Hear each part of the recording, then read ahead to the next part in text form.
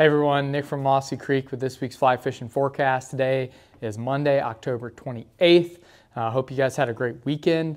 Don't have a whole lot of changes here in the valley, so this might be a little bit on the shorter side, but do have a couple things to cover. If you look at the weather for the next 10 days, we're still in a pretty dry pattern. Very few clouds, bright and sunny. Doesn't really look like any moisture until like maybe a small chance on Friday. But still going to be probably in kind of that low water situation. So keep your fingers crossed. Unfortunately, we're kind of back in that hoping for rain situation. We'll see what happens. But the good news is, I mean, the weather right now is incredible to be out in. I mean, it's insanely warm.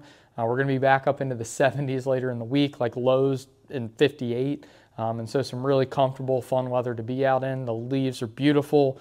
And so, I mean, as far as fall in Virginia gets, it's about as pretty as it gets. So great time to be out. We'll talk about some different options and kind of what you can do.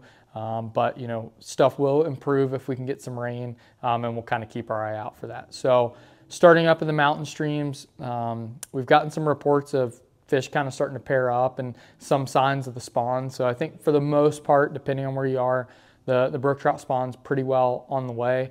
You know, use that information how you will. A lot of people will kind of lay off of them. If you don't, you know, really try not to spend time fishing for paired up fish. You know, if you spend your time fishing the runs and riffles and staying out of the water, you know, you can kind of mitigate messing around with some of that. So that's an option. But honestly, it's probably not going to be that great for a little bit. Water's pretty low.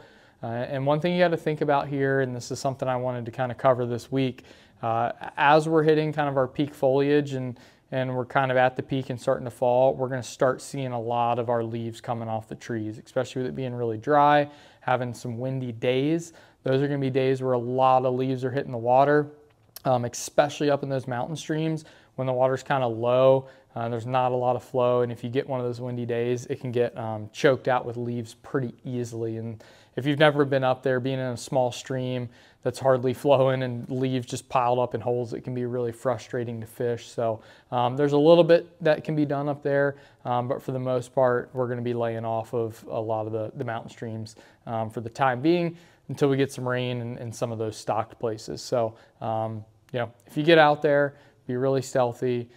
Fish those runs and pools, but you know, there's other stuff to do as well. So kind of up in the mountains, really all that's kind of been stocked around us lately is going to be a lot of our lakes and reservoirs. So Priory Branch, Hone Quarry, Shenandoah, Elkhorn Lake, a lot of those lakes got stocked. So while we're still waiting for some of the streams like North River and those places to get stocked, the lakes have fish in them. So if it's something you've never done before, it's a great way to go check out how pretty it is up in the mountains right now.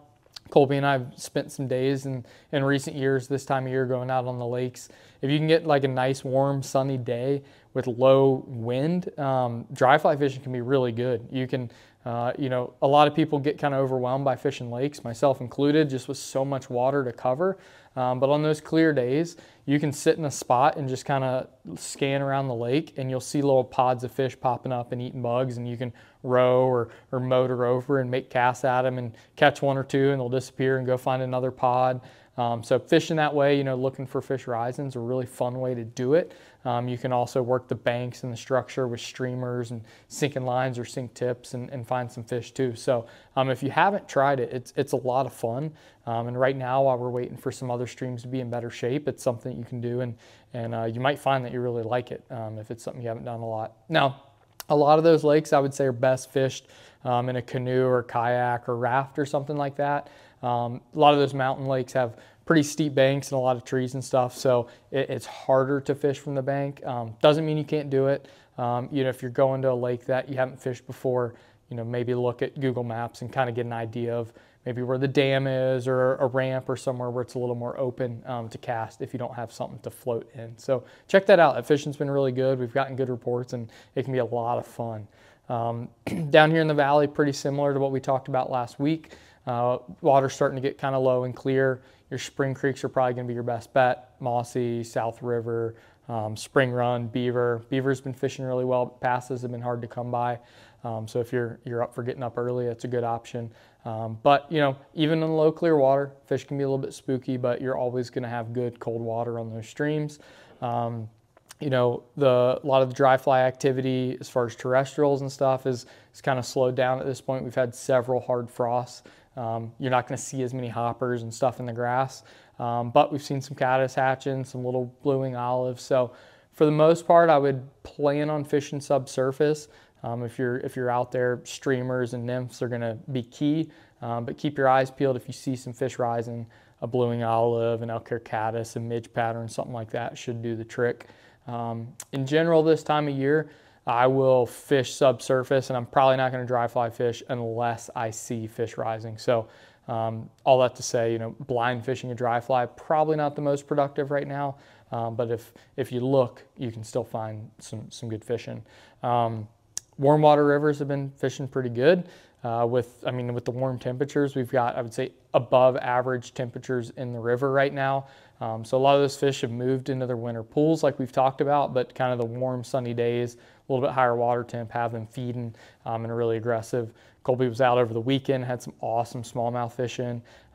They did pretty well, mainly fishing ledges and deep channels in those big holes, letting your fly get way up under those undercuts in the shade where fish aren't as spooky, taking your time, not being afraid to kind of blow over a spot and spook them and then circle back around and sit on that and take a lot of time. It really, if you haven't spent a lot of time on the river this time of year, finding them is the hardest thing. So if you can get on them, cover some water, find those good spots and focus your time and take your time, you can do pretty well.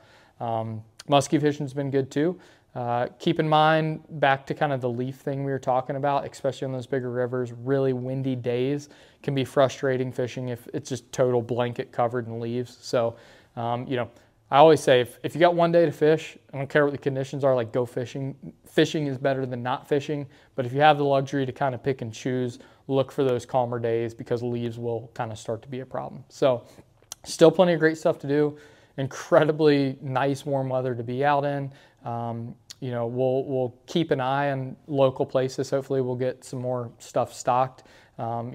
I've talked in recent weeks, but if you missed it, if you Google like Virginia trout stocking, the stocking schedule will pop up and you can take a look at what's recently been stocked.